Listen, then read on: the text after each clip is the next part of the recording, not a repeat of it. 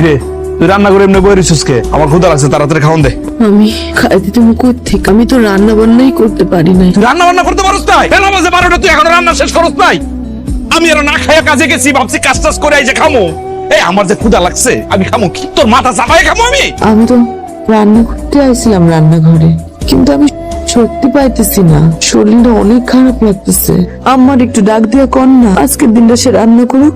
এই পথে বৌমিয়ার কি যন্ত্রণার মধ্যে যে আমি আছি। মা, মা, এই কি হইছে? এত মামা করতেছস কে? তো বোঝালাই কি শান্তিতে এই বাড়িতে খেলি পান খেতে পারুম না? মা, ওই জানা শরীরটা নাকি খারাপ, রান্না বান্না করতে পারবো না। তুমি আজকে রান্নাটা করে ফেলাও। কি কইলি তুই? তুই এই বয়সে তোর মারে রান্না করতে করতেছস? আমি যদি এই বয়সে তোরে আর তোর বউরে রান্না করে খাওয়াইতে হয়, তাহলে তুই বিয়া করছস কে? হ্যাঁ, ও চেহারা দেখানোর লিগা? মা, বিয়ের পর থেকে তো সবসময় আমিই রান্না বান্না করি। আজকে আমার শরীরটা অনেক খারাপ লাগতেছে মা। আজকের দিনটা আপনি একটু রান্না করেন না কষ্ট করে। চুপ করো তুমি। এগুলো হইলো তোমার সব বাহানা, সব নাটক, যাতে তোমার কাম করতে না হয়। হেললিগাই নাটক সাজাইছো। শোন মিজান, তোর বউ যদি রান্না করে তাইলে তুই খাইতে পারবি, নাইলে তুই হোটেলে যায় খাওয়াবি। আমি আমার মায়ের বাড়ির যাবো গা। এই শুনলি না মা কি কইছে? এখন রান্না বান্না করবি নাকি আমি হোটেলে গিয়ে খাই আসবো? না, আপনি হোটেলে যাওয়া লাগবে না। হোটেলে খাইলে তো আবার আপনার শরীর খারাপ হয়। আমি পারুম, আমার যতই কষ্ট হোক আমি রান্নাটা করতে পারুম। আপনি গোসল করে আসেন, আমি রান্না করতেছি। ঠিক আছে, তাড়াতাড়ি কর, আমার কিন্তু ক্ষুধা সহ্য হয় না বেশিক্ষণ।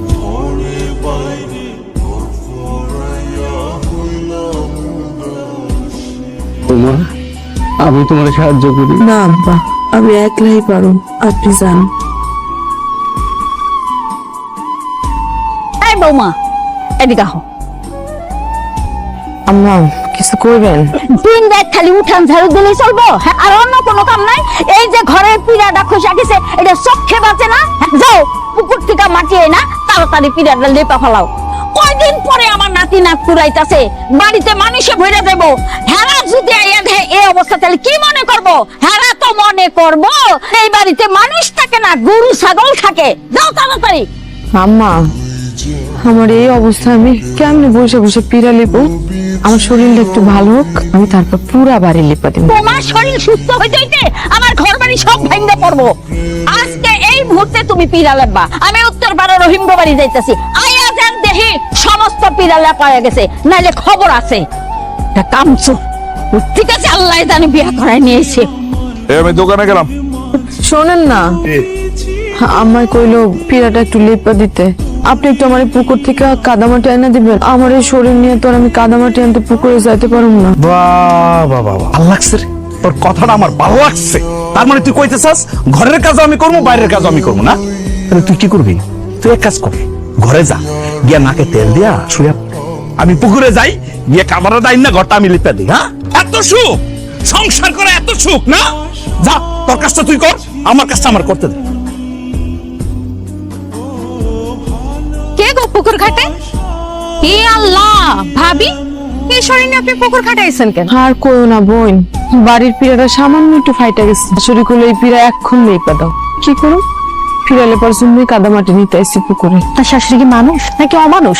আপনি তো ঠিকঠাক ভাবে হাঁটা চলাই করতে পারেন না। এই অবস্থা আপনারা পাঠাইছে পুকুর থেকে মাটি নিয়ে পিড়া লাগতে। জামাই মিজান ভাই কই? কে কিছু কয় না আপনার শাশুড়িরে? সে আর কি করবো, মার পোলা তো মার কথাই করবো। তো কাজ করতে যায় যদি আপনার পেটে সন্তানের কোনো ক্ষতি হয়, আপনি সব কাজকর্ম করেন না তো, আর আপনার শাশুড়ি কোনো কথাও শুনবেন না। কি করবো বোন, শাশুড়ির সংসারে আসছি, শাশুড়ির কথা না হলে তো খাইতেও পাবো না। তা আছে কপালে আমার সন্তানের, তাই হইব। যাইতে রইলে আবার সে চিল্লা পাল্লা শুরু করে দিব। একটু ধরবা?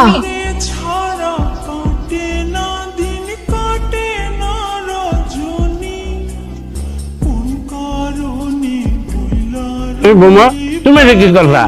আমার জেলাতে মাছের মাথা খাইবা তুমি। এই নাও মাছের মাথা, আজকে তুমি খাইবা, খাও। এটা তুমি কি কো? বৌমা কেন মাছের মাথা খাইবো? মাছের মাথা খাইয়া নতুন করে শরীরে আসক্তি বাড়ানো লাগবে না।